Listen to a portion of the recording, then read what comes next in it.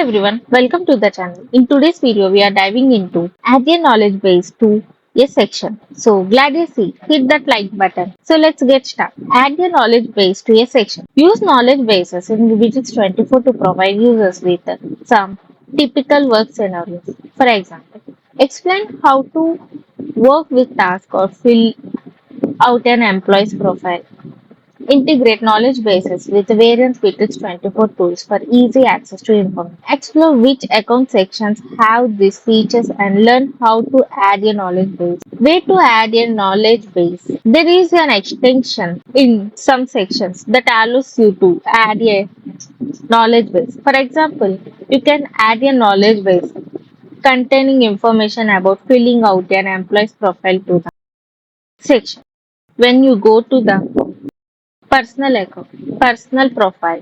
In the extension, you have here knowledge bases. Here you can open or open the user with and select a knowledge base under extensions. Here we have our knowledge base. Select an existing knowledge base in a work group or project by clicking the three dots button in the top right corner. Alternatively, you can create a knowledge base that will be available only to particular work group member.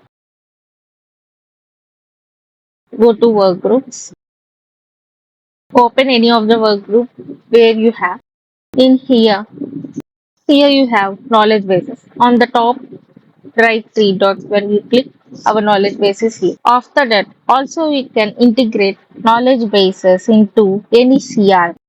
When you go to CRM, here also we have our knowledge base. So here you can see our knowledge base. Wherever our critical have we can. Like that our knowledge bases are there here. We can operate it anyway.